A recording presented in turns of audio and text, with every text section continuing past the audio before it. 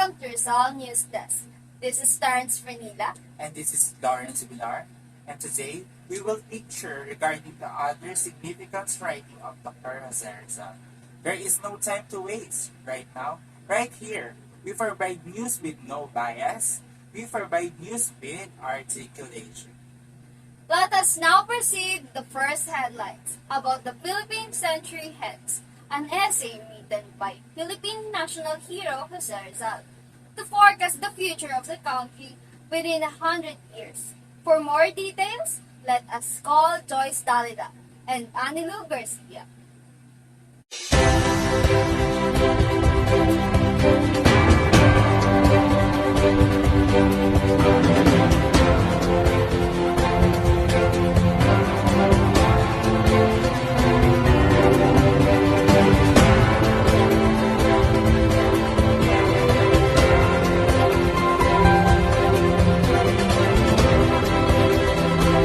Philippines a Century Hence, an essay written by Jose Rizal. Rizal felt that it was time to remind Spain that the circumstances that ushered in the French Revolution could have a telling effect here in the Philippines. This essay, published in La Solidaridad, started by analyzing the various causes of the misery suffered by the Filipino people. First, Spain's implementation of her military policies. Because of such laws, the Philippine population decreased dramatically. Poverty became more rampant than ever, and farmlands were left to wither. The family as a unit of society was neglected, and the overall aspect of the life of the Filipino was retarded. Second, deterioration and disappearance of Filipino indigenous culture. When Spain came with sword and the cross, it began the gradual destruction of the native Philippine culture. Because of this, the Filipinos started losing confidence in their past and their heritage.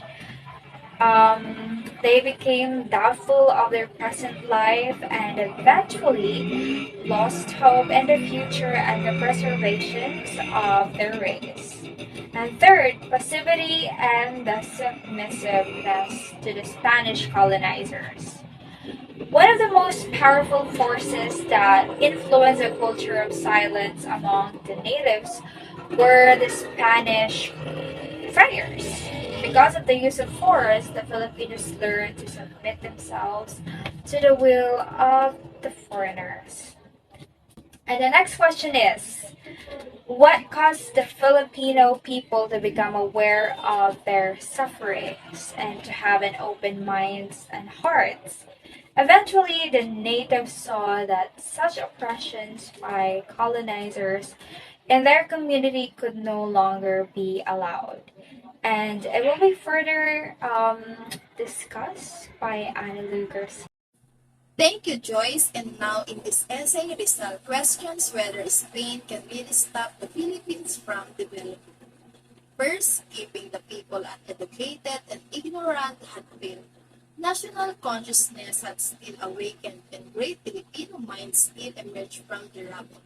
Second, keeping the people impoverished also came to no avail.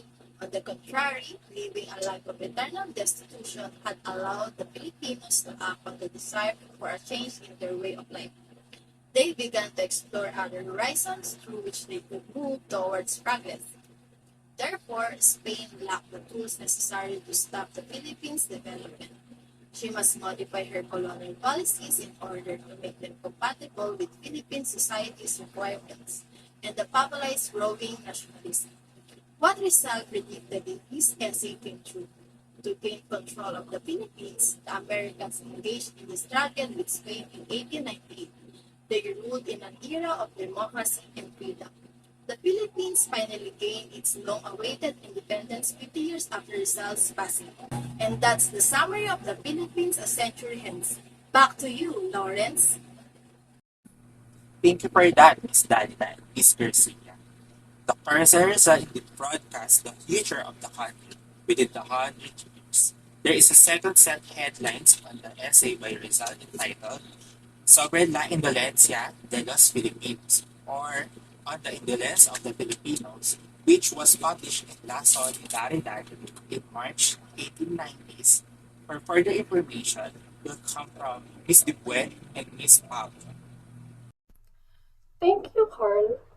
Dr. Jose Rizal, a national hero of the Philippines, wrote La Indolencia de los Filipinos, known as The Indolence of the Filipinos, a five-piece exploratory essay to explain the allegedly laziness of his people during the Spanish colonization. He said that indolence, which he defined as a lack of interest or excitement for work, was the problem in the Philippines. Rizal responded to the claim made by the Spanish colonial masters that Filipinos were indolent or lazy from afar and throughout the time. Rizal explained it rather than condemning it. The indolence of the Filipino is the study of the reasons why the population did not, as was said, work hard during the Spanish government. Prior to the arrival of the Spaniards, Rizal noted the Filipinos were diligent and hardworking. He began the essay by describing the state of the Filipinos prior to the arrival of the Spanish. Citing writers like Pigafetta and Morga describe the wealth of the islands and technique used by the locals in trade with outsiders. Then Rizal explained how the arrival of the Spaniards caused the Filipinos to fall into madness, and Miss Pablo will outline the factors that led to the reduction in economic activity throughout the Spanish era. Thank you to Bibwen. Rizal and by asking, what then would have caused Filipinos to forget their past? First, the hot climate. Filipinos cannot be compared to Europeans who lived in cold countries. Filipinos must exert much more effort at work because of this climate. An hour's work under the Philippine sun, he says, is equivalent to a day's work in temperature regions.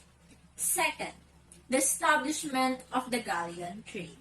It ended all prior relations between the Philippines and countries in Asia and the Middle East.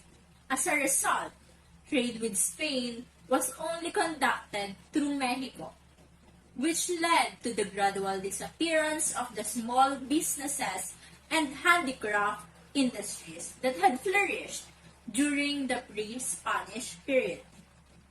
Third, by implementing forced labor. Spain also put an end to the indigenous passion for work. The Filipino people were forced to give up their livelihoods in agriculture, industry, and trade in order to work in shipyards, roads, and other public works due to the conflicts between Spain and other countries in Europe, as well as the Muslims in Mindanao. Fourth, Spain failed to defend its people from foreign invaders and pirates. Without the means to defend themselves, the natives were slain, their homes were set on fire, and their lands were plundered. As a result, the Filipinos were made into nomads, lost interests in farming their land or in reopening the enterprises that had been destroyed, and just submitted to God's grace. Fifth, crooked system of education. Repetitive prayers and other lessons that the children could not apply to advance the country were being taught in the schools. In those days, there were no courses in agriculture, industry, or other fields that the Philippines badly needed. Sixth, a crooked system of religion. The naive Filipinos were persuaded by the friars that it was simpler for a poor person to enter heaven.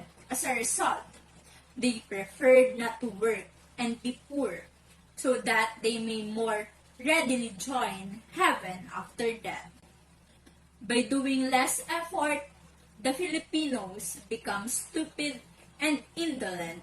We can see from this that there is racial discrimination, low educational prospects for native people, and unequal opportunities. They conform to the foreign culture and its customs because they believe they are a lower race.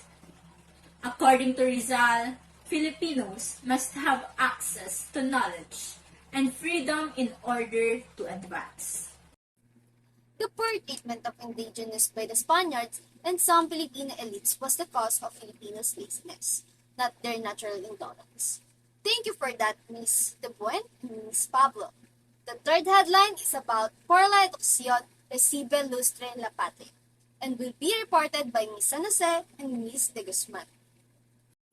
In 1876, Jose Rizal wrote the Por la Educación Recibe Luz en la Patria, which translates to Education gives light to the motherland, when he was only 15 years old at the Ateneo de Municipalidad in Manila.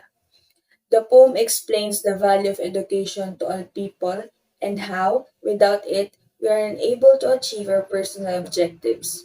In addition to that, it is one of the best ways to make our nation proud and no one can take it from us. The most priceless gift and treasure that motherland can bestow upon us is education. The most effective tool we have to make our nation better is also education.